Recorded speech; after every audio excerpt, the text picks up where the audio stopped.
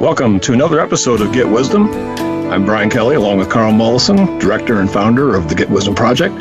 Carl, today's topic is karma and your fate. Can it be changed? You know, I think this is one of the most important topics we have yet to discuss.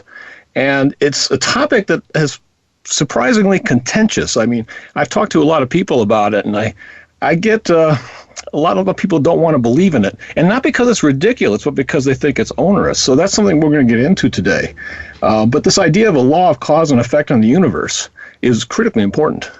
Yes. Well, I don't believe in crime, but the world provides evidence to the contrary that it does exist. So belief is a relative term, and this does go way back. It's in cultures all around the world, this phenomenon that what goes around comes around. And it's, of course, in the scriptures, and people know it as what you sow, you shall reap. And the beauty of what we do as a channeler in being able to have this wonderful capability to connect to Creator, the term I use for God or Allah, to make it sort of generic, allows us to get more information, more specifics, the things that didn't make it into the scriptures of old because people weren't ready, they weren't able to understand the mechanisms and how things work in detail. So we can bring that to you.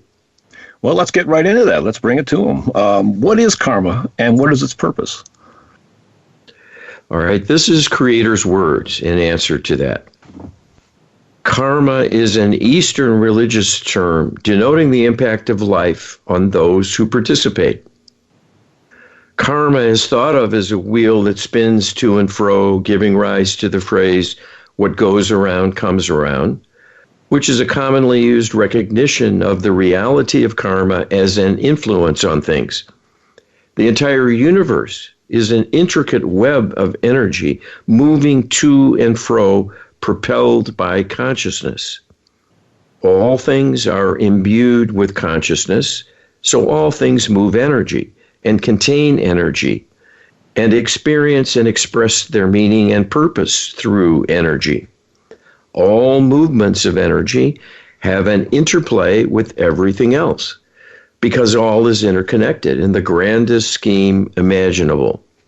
There is an organizing principle to it all, and it is one of balance. This energy balance is the organizing principle of the entirety of the universe. It is a departure from balance that seeks to renew the order in things, and will see that energy returns that has been expended. Oftentimes, an action will create the essence of its opposite, as in a way, those two aspects of energy, in self-canceling one another, will bring things back to a neutral resting point, and thus reintroduce balance. In the sphere of human life experience, every thought launches some energy, and thoughts alone can influence other beings and the self as well, and change circumstances and modify behavior. And this can have further consequences that ensue. When people create an act of wrongdoing because they are disturbed in some way and are seeking power and control over another, or wanting to right a wrong, having been victimized and wanting retribution, or at least to confront their perpetrator and hold them accountable, perhaps bringing in reinforcements as an additional source of power if they feel this is needed, those actions set in motion a series of potential consequences. And depending on their effectiveness in obtaining restitution, there can be a rapid rebalancing or further perturbation and even chaos. Once perturbed, there will be a natural need and desire to restore the proper equilibrium. And so there will be a counteraction that is initiated. This is what creates the interplay. It is always the seeking of a return to order and balance and a consequence of things being perturbed to cause a response or backlash, as the case may be. Every rash act, every act of indifference, judgment, punishment, manipulation, criticism, physical violence, accusation, or condemnation will have a consequence, and that consequence will return to the one launching the original negativity. While they may feel it's justified, the recipient may feel put out and take matters into their own hands and seek retribution. And this can get a kind of war going in human settings where there can be ongoing feuds and disputes that never seem to be resolved. This is always a kind of folly because in actuality, both parties lose by a negative exchange of energy. So the karmic consequences also inherently a teacher. It teaches about right and wrong. It teaches about justice. It teaches about proportionality of an emotional investment in response to something. So people hopefully learn to govern their emotions and make judicious choices in their interactions to not inflame another party or worsen raw feelings that may start with a misunderstanding and can be satisfied many times with a simple apology, but all too often become exaggerated through a defensive response that is unsatisfying to the wounded party, and things worsen from there and escalate in intensity. Wow, that's a lot to take in. That last paragraph, I think, is critical, and introducing the idea that karmic consequences are inherently a teacher. One of the objections that people have with karma is this onerous aspect that a loving God would not put in place a system that balanced negative, causing a repayment of negative actions and consequences and thoughts. I think that's wise, but it's interesting that a lot of people have a reaction to it. So who or what keeps track of these energies and carries out the rebalancing? All right, that's a very interesting aspect, and this speaks to the wisdom in the universe. So this is what Creator says about that. Karma keeps things honest in the sense that nothing escapes its notice. Energy is exact and always moves in proportion to the energy applied. It is also the case that karmic events are recorded for all time. They are on file in the so-called Akashic records, and recorded there too is the individual or group of individuals involved in the event. So the energetic signature of a skirmish will have the names of all involved, and all will be interconnected by the energy description. So it is very much like a vast hall of records, keeping track of all that takes place, who was there, what was said and done, what the consequences were that played out, and the ultimate status, which often is a situation of distress that is unresolved. This inherently is a state of imbalance, and because nature needs balancing, the forces of nature will seek a rebalancing at some point in time. This is automatic and occurs on its own. This is part of the design of the universe and part of the very fabric of which the universe is constructed. So the energy of interactions is recorded along with who was involved and the net result energetically. And any unbalancing will call on the person responsible to put the energy back, to replace it in some way and rebalance things once again.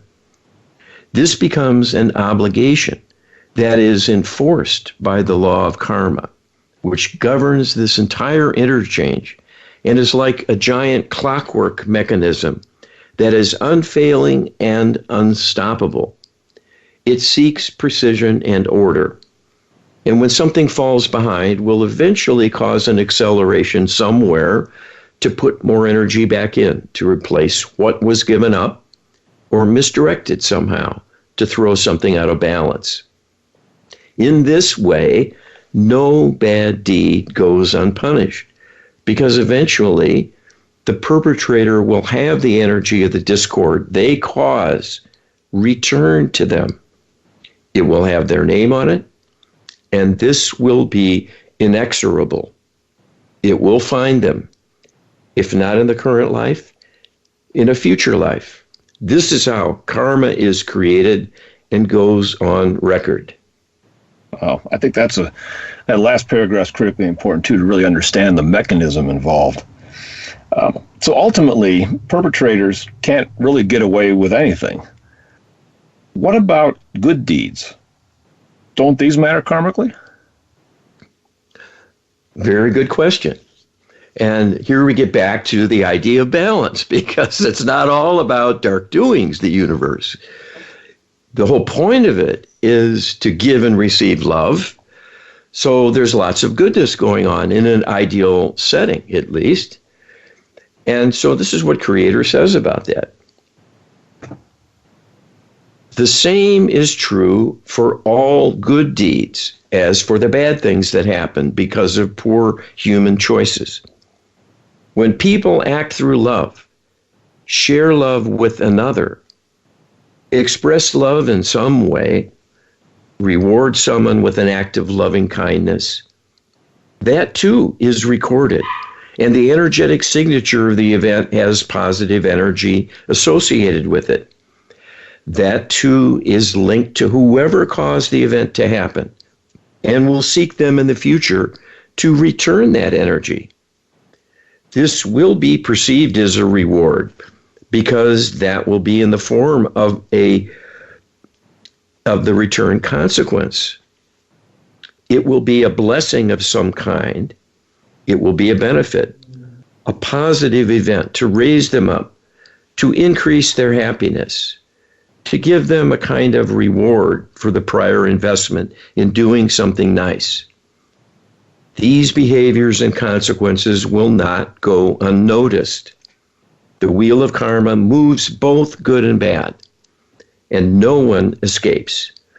This certainly puts into focus the benefit of living a good life, of being kind and generous, and living a life of virtue rather than negativity, conflict, and causing harm to others or the self. I think that there's something really important about how love and gratitude can balance out events that are caused by negative emotion, negative decisions. You know, in electricity or even in radio transmissions over the air, the idea of a wavelength. Most people have seen this in high school, you know, in the old oscilloscope, where you see the line going up and down. And if you introduce the opposite wavelength, it cancels out. Mm-hmm. So I think there's an interplay going on between expressing negative actions and emotions and causing pain and suffering versus bringing in love and generosity and kindness, and that can act to balance out the karma. That's the whole idea behind karma to begin with. Exactly. It's a guiding mechanism, it's a reinforcing mechanism, and it is a kind of leveling the score, restoring order through mandating a repayment. And so it has all those elements of a controlling mechanism, but its purpose is to keep things orderly and to teach us along the way so we can do better and then stay on track. It's not designed to just be a total thorn in our side. We create the thorn in our side, and that's the whole point of the discussion. It doesn't come from the universe to start trouble. We start the trouble, and then the universe responds accordingly. So the beauty of forgiveness and active forgiveness comes into play here too, that when you forgive someone, you are helping to settle that account, to change that ledger that's stored in the Akashic records on file about that person in a prior event of some kind, and you're letting the universe know, okay, I'm satisfied. We can write this off to history. And that changes things in the future then. In my experience, forgiveness is a conscious choice that has the profound effect of eliminating your anger and your feelings of desiring retribution and condemnation for someone else. Mm-hmm. And that doesn't necessarily come automatically. That's actually an act of will. And people have to actually choose to engage in that exercise. Forgiveness is truly an exercise. And I think people sometimes need reasons to go into that exercise. It's not easy to forgive. It can be extremely difficult and challenging to do so. So neither of us want to whitewash that. Yeah. It's really it's called for. It's very important. But in order to engage in it, it's important that people understand why it's important. Yes. And not just for the benefit of the other, for the benefit of the self. Yes, and let me speak to that a little bit, because as a healer, this is a dynamic running through all of life and all the dilemmas people face. So the fact that people have a discord, they have a grudge, they have a grievance, this speaks to their need for healing. And if you have trouble forgiving someone, there is a healing need in you. So someone who is really on the level of a saint does not judge, does not condemn, does not hate, does not dislike. They see the light in the other person and know they're just troubled, they're off track somehow, and it's a dilemma for them, and it need not be a dilemma for you yourself. So forgiveness is an enlightenment that brings in love and understanding to all parties involved. And it's interesting you use the word an enlightenment, because the word light not only is illumination, but it's also lacking weight. And yes. And enlightenment means taking the weight off. Forgiveness takes that weight of grievance away from you. Yeah. And that's a heavy burden to carry around. Yeah, it's elegantly stated. Well, here's another analogy I make for clients in just talking about this principle, that karma is really like a law of physics. It's no different than gravity. What goes up must come down. If you throw a brick straight up, that thing's going to come down. And the question is, where is it going to land? It might miss you, at least for now. It might land on your toe. It might take the edge of your nose off. It might land on your head or your shoulder. But karma is like this. You launch something, it's going to come back to you. You can count on it. It's just as reliable as gravity. It may take its time, but eventually it will seek you out. And this is what Creator has said through this whole discourse here, that it's a property of the universe, interwoven, and it keeps everything humming. Creator talked about, the recording of the law of karma and the Akashic records and that kind of thing. But I had the thought, and you might want to, I'll ask you to run this by Creator at some point, that in a very real way, aren't we the ledger for karma? That when we hold a grievance and a grudge, that's karma that we're holding on to, that we're recording. And that's going to impact us and somebody else in the future. And vice versa, when we impact somebody else and they hold that grudge or grievance, they're recording the karma. So in some ways, when people say, well, who's keeping score? You are. Yeah. This is one of the harder things to understand, that we're never separate from the struggle. We're part of it directly. And people underestimate their role in keeping things going that don't need to. And this is the folly of nations at war, and on and on and on. But on a local level and relationship level, this is where the problems fester. Yes. And they keep bouncing back and forth and in a contest and a skirmish at times, and then worse. And we're going to get into the healing of karma, because the act of forgiveness is something that you can do for yourself as well as offer to another. But to really balance karma out, sometimes will take, an abeyance of the energies on both sides. So we'll get into that in the next segment. And we are coming up on a break, Carl. We're going to get more into this in the next segment. Be sure to visit getwisdom.com/prayer to get our prayer book. It's getwisdom.com/LHP to get a description of the Lightworker Healing Protocol. And we'll be back right after this break. Welcome back to the second segment. We are talking about the law of karma, also known as the law of cause and effect, and why it determines your destiny. Carl, who or what enforces karma? We were talking about that just before the break, but let's go into that in more detail. Yes, and this is interesting, and it illustrates the reach that we get in being able to talk to Creator directly and get clarification. One of the problems I bump into regularly is often there are not words yet in the language to describe the phenomena of the universe, and particularly how we work and how the divine realm works in actuality. But we do the best we can. So here's what Creator says about who or what enforces karma.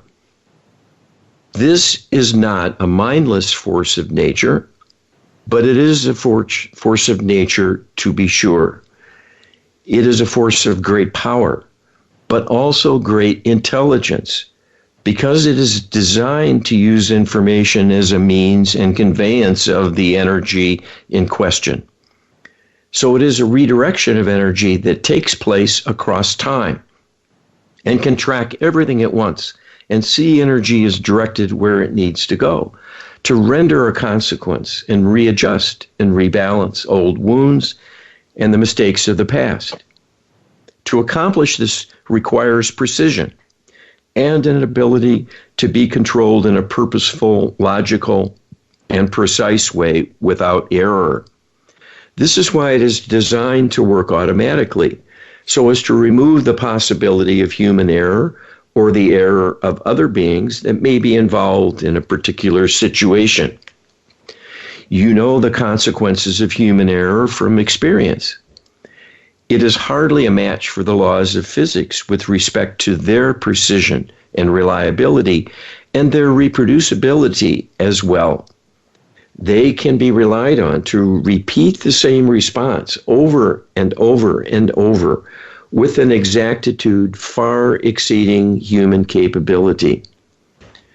The law of karma is exactly like this because it is a law of physics and metaphysics as well, because it includes much additional information to define the purpose of energy and the information needed to carry out the rebalancing required when the universe is perturbed in some way. Many things that befall humans, especially when they seem to be a perfect comeuppance, when perpetrator suffers the same fate, are attributed to divine intervention, an act of retribution by an angry God meting out justice to the evildoer. This is always an incorrect assumption because it is not what Creator does. Indeed. So really what we're learning from here is that karma is an automatic mechanism. That, yes, Creator set that up in the beginning, but it runs essentially on autopilot, and it works perfectly. It takes in energy, it records it, and then it deals with it to balance it out. It's an automatic mechanism. It plays no favorites. It's true for everybody equally in a sense, and it works the same for everybody. Mm-hmm. That's my understanding of it. So if this karmic force is automatic, what role does Creator play in all this other than having set it up to begin with? All right, and this is what Creator tells us about this question.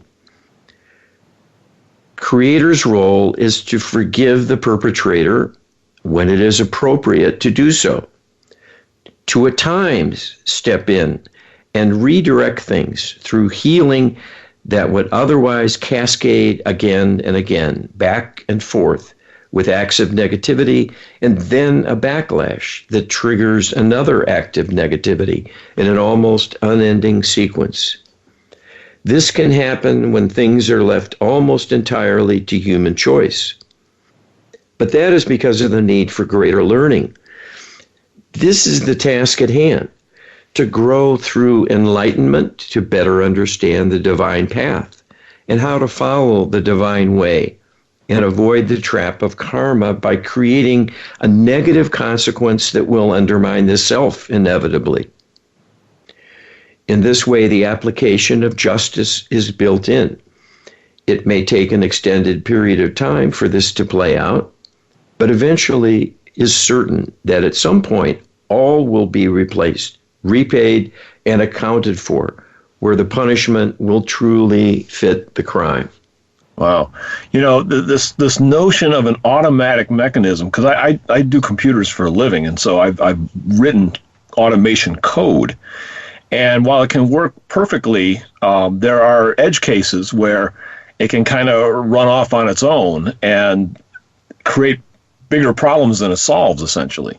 Mm-hmm. And it's interesting that it seems to be hinted here that there are circumstances where karma can kind of cascade. The word cascade is used here, and essentially become like a rolling wave of negativity that requires an intelligence outside of the automation to step in and correct it. And we find that to be true with automation of all sorts in the real world. So it's not terribly surprising that it might actually work that way in a universal fashion as well.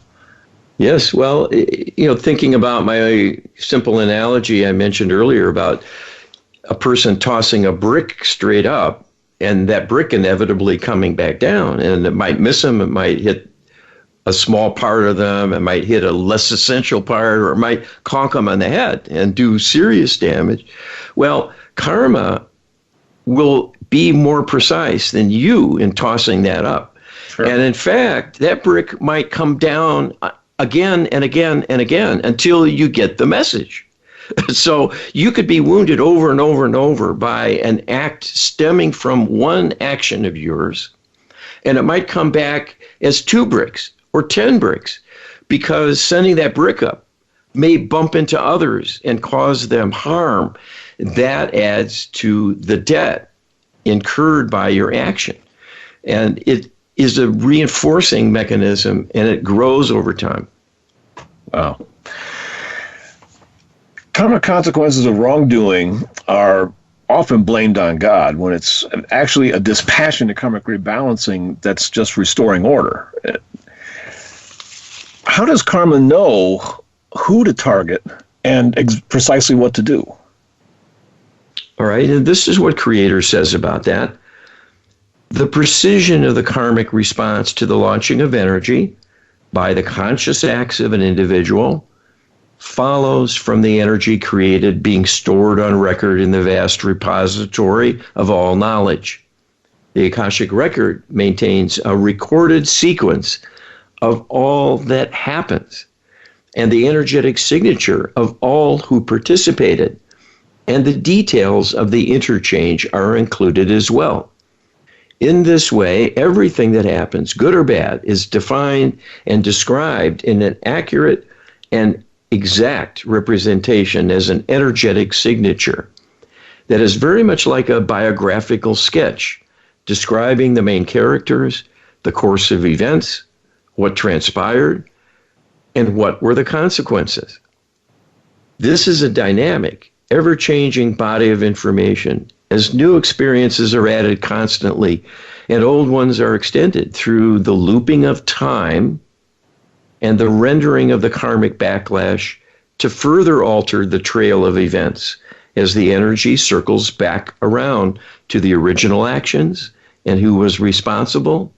And then the energy will impinge, and this will have consequences that further modify the ongoing record and will either be improving things or worsening them for the most part, thereby creating new karma with consequences. This re-echoing and re-echoing is very much a consistent feature of karma and is responsible for much negativity and unhappiness. This is very evident in many people's lives where they seem to be in a rut, repeating the same mistakes again and again, or have the same seeming bad luck befall them again and again and again.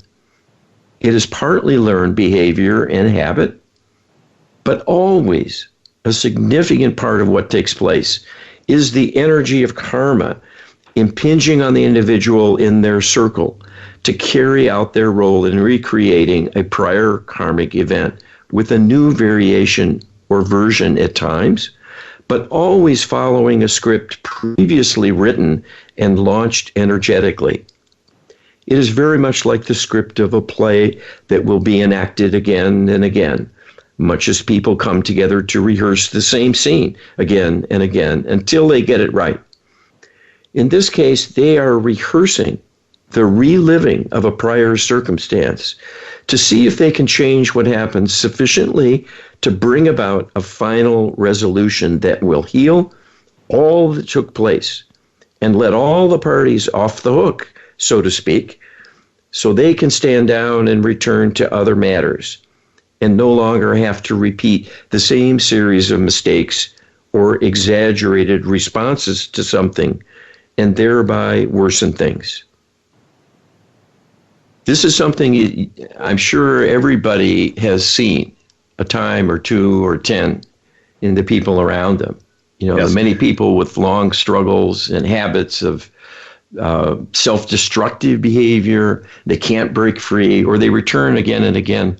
This just goes on, and it's such a common theme. Indeed. You know, this reminds me of the movie Groundhog Day. If somebody hasn't seen that movie, most people have seen it. If you haven't seen it, I think that's a good movie to check out. I think that the law of karma is very elegantly portrayed in that movie. Yes. Where you're doing the same thing over and over again, trying to get it right, and sometimes making your situation worse before it gets better. But eventually, the lessons are learned. And, right. And that's the whole point of this thing. And the parallel is quite close to reality because we reincarnate. And we're not done when we leave here. We leave a mess and we come back and we pick up where we left off. This is decided on up in the light to come back and work on what came before. And we'll come back and be even with the same family members, recreating the same family drama. And even the real horrible things. You know, it's shocking when I work on people and I look at their Akashic records intuitively. I'll see how they may have the same dad who abused them in a prior life, or they're an abuser, or there's a huge tragedy that has happened in several lifetimes. And it's going on right now in their current life. This is karma. It keeps you working at things until you get it right. And it's not pleasant, but that's not the point of life. The point of life is to do well and to graduate from the need to overcome limitation and to learn about limitation. So this is a school, and it's kind of like kindergarten, where nobody's really civilized yet.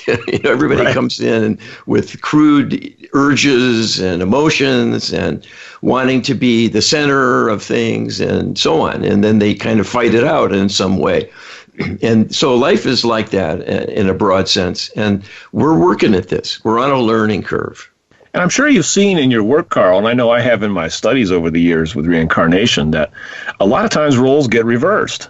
So if you were the oppressive parent, the child that was the recipient of that negative behavior could turn around and be your parent in a future life, and you're their child, you know.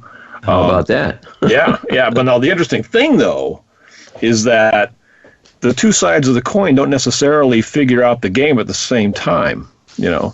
And that's where forgiveness comes in, but it could also harken back to where Creator talked about times where there's intervention.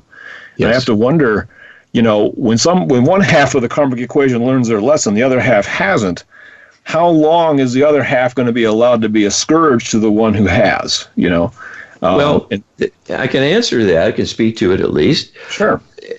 Karma will out. So if someone heals themselves or gets a divine healing done to accelerate things, which is one of the things we do to help people with, they don't have to come back in that same group of people and battle it through.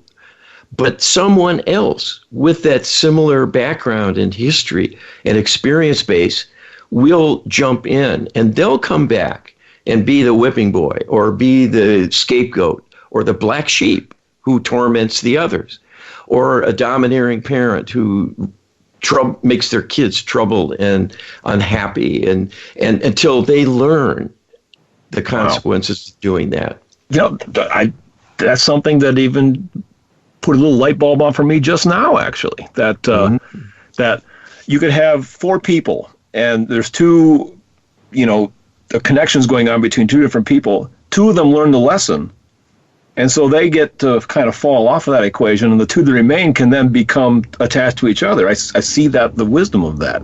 I haven't actually considered that dynamic before, but that's very, very interesting. Well, we're light beings. We're spiritual. We are divine. And people will volunteer to come in and sacrifice themselves to a horrible ending as a lesson for the others who still need to learn their karmic end of things. This is done all the time. The classic thing is children who have a fatal illness, leukemia or cancer, and they're like angels that come in to teach their parents a special lesson about love through the loss of their offspring. And they go through the pain and suffering of it to teach the lesson for their dear parents, who they are in a soul group with. Wow. So there's a lot to the backstory. Yeah, it does seem that coming into a physical incarnation, and when you're figuring out ahead of time, doing the planning and the light before you reincarnate, that the balancing of karma really does seem to be the top priority. Yes. Well, it's, as Creator says, it is inexorable and will happen. It will find you. It will bring that energy to you. And it sets you up with a certain genetic complement, and it sets you up with a circle of players who are programmed by their karma to fit the roles needed in this drama that will play out in your life. And so this is how it's orchestrated. And often it's the people you've been in other lives with where the trouble started or was experienced before. You don't get away from your perpetrators. You have to help heal them through forgiveness or through a mutual coming together, a meeting of minds, and so on. We're gonna talk about healing of karma and more in depth in the next segment, which is coming up right now. Be sure to visit getwisdom.com and check out our online creator database. If you sign up as a participant, we got an awful lot of creator wisdom that's available for you. Check it out, getwisdom.com, and we'll be back after this. Welcome back to the last segment of Get Wisdom. I'm Brian, along with Carl. We're talking about the law of karma, the rewards and punishments that are kind of our own doings, and how we can ultimately heal them as well. So, Carl, you're going to give us an example, I think. Well, I thought of this last night. I always like to give examples from my healing work because I'm able to see in the Akashic records of things that have happened for folks and understand their past life dilemmas because they take the form of a karmic contract. And one can see these if you're intuitive. And you can ask to be shown things. And that's one of the unusual aspects of all this, that because everything is stored on record, it's a constant recording of the doings of everything in the universe, there is nowhere to hide. There are no secrets. This is all there and visible for all to see. You have to have the intuitive ability. But it shows you that there's no workaround. There's no shortcuts. There are no escape hatches. Karma will find you. So here's an interesting example one wouldn't expect. I do a series of channelings, and these are on Get Wisdom, our website, getwisdom.com. And I channel beings in the light who have been prominent figures through history for a variety of reasons. And I was channeling Ludwig van Beethoven recently, because we're always interested in people who are in different spheres of activity. They all have something to teach us because they're in the divine mode now when they go back to the light. And so we asked Beethoven, was there a karmic cause of his deafness? This great composer went deaf towards the end of his life, but composed some of the greatest music of his career while he was hearing impaired and essentially deaf. Which is amazing for many people. Yes. Well, Beethoven explained to us that the reason he had deafness was a karmic consequence of a prior life where he was competing with another composer and did something underhanded to sideline him. And the consequence was, in the current life, where he truly achieved prominence, wide recognition, and a stature of greatness, his best works he never heard. So he could still create to benefit others, but could not directly enjoy the creations himself in the same way he'd had previously, nor could he hear the applause. He could see the people clapping, but he was denied feeling it energetically. That's karma for you. What an elegant kind of precision to keep the good going in someone, but to give a consequence for something negative they have done in like manner.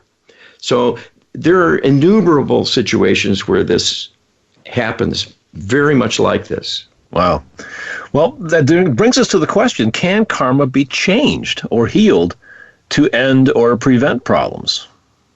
All right, so this is what Creator says about this, because this is the key to our future, because we need healing desperately. So this is what Creator says.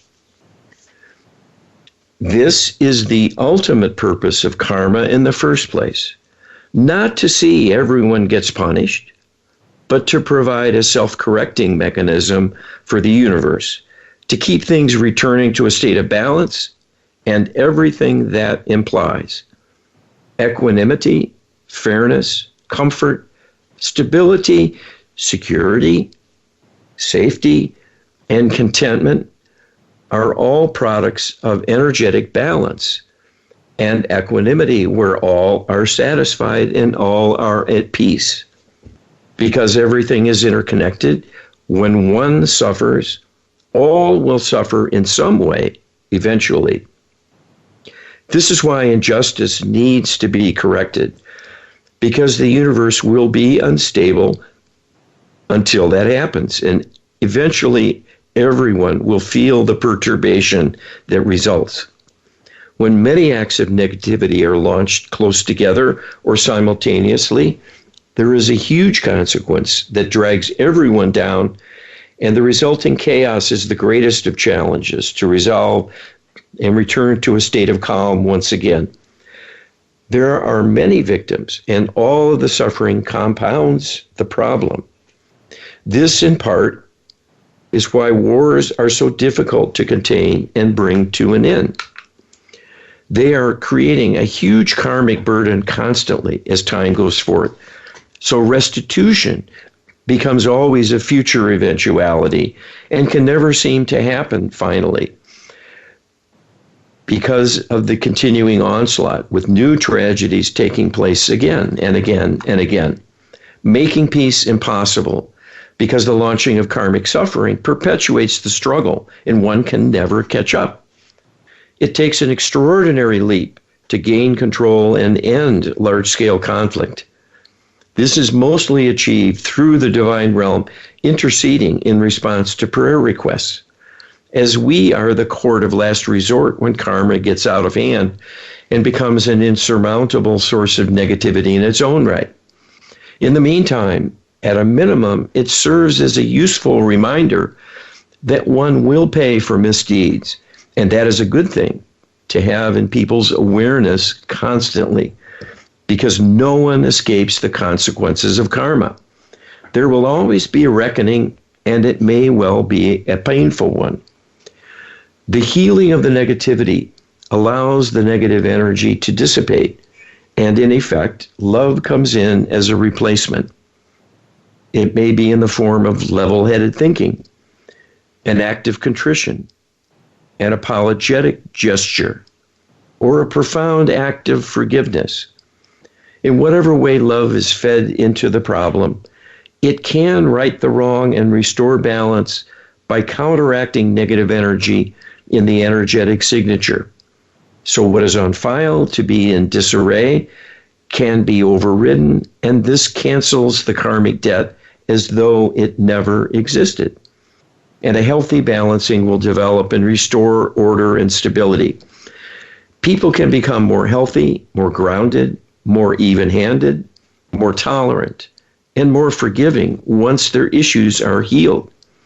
So attending to karma in all its forms will have a very beneficial and positive effect on the whole of human culture. Wow, that's profound. So attending to your own karma, looking at your own grievances and figuring out how to heal those, how to dismiss those, how to reduce those, you're in effect going to be helping all of humanity in that process. Yes, absolutely. And that is a positive energy you're feeding back into the universe. So there are two basic ways to compensate for the negative actions you may have taken over the years and the lifetimes. One is to go through a similar period of negativity directed at you. Another is to act in a high-minded way, in a divine way, walking a divine path and giving love freely to others through sharing, through nurturing, through assisting people and helping them overcome difficulties. That can be a way to pay back karmic debts without suffering personally. Sure, you're taking your energy and your time, and maybe you're not getting rich. But by doing good for others, you can work off karmic debt, and that's really, really helpful.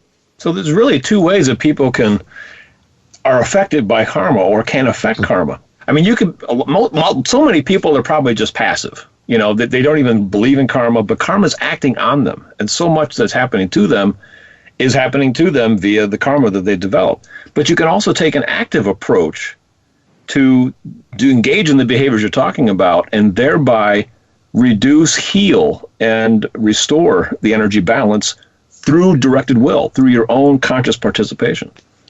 Yes, absolutely. So go ahead, Carl. All right. The main thing we want to get across is that karma is healable. So we've put together what we call the Lightworker Healing Protocol, which we teach to others. I use this to help people all around the world. We're going to be talking about this extensively in our next program. And I mention it here because one of the things that it does very elegantly is to work on a person's karma, to bring things back into balance. And you have a very interesting example here that we need to get into because we're already racing towards the close.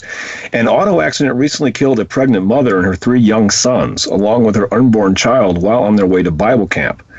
This is the kind of event that makes people question their faith.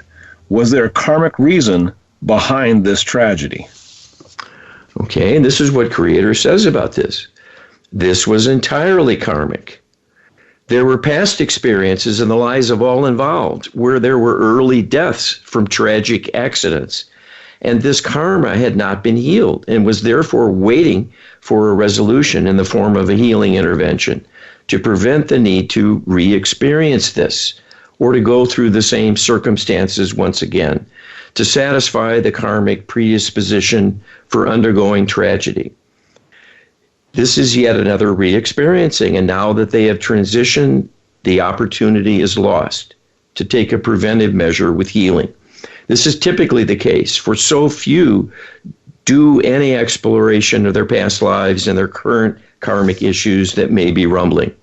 So Creator goes on to tell us that the beauty of the work with the Lightworker Healing Protocol, that many, many times as we help to repair past life contracts and soul fragment issues and the other energetic entanglements people have with perpetrators and individuals in prior lifetimes where difficulty and tragedy has happened, there are in fact preventive interventions that result. And this work can be done for the asking. It's not that you can make someone perfect necessarily, but you can't do any better than getting the divine realm to use its highest level healing operations to bring in assistance for people. So this is something the creator went on to say. I'm just summarizing a bit because there's a little bit of a lengthy discourse. But creator shared with us that if the family in question here had a session with this Lightworker healing protocol, this entire experience would have been avoided. It was a karmic setup, rushing to happen. But if healing comes in time, you can forestall calamities. And this is quite a blessing. And to have a window into it and a deeper perception and understanding of how this is brought about is kind of a miracle in its own right, and need not be as mysterious as we think it is, because we're just living in a state of unawareness, in ignorance of how the divine realm does things. Indeed. So we'll be talking about that next week. We talk about healing across time domains. And that's how karma can best be readjusted and reworked. Indeed. Please tune in next week as we go into the Lightworker Healing Protocol in more depth and talk about the healing of karma and a lot of personal dilemmas. And please contact us at contact@getwisdom.com. You can also visit our website and inquire about healing sessions that we can actually do for you to bring about healing, to help with any issues that you might have that are very personal and unemotional. We're down to the very bitter end here, Carl. Thank you very much for joining us today, and we look forward to speaking with you next week. All right, take care, be well.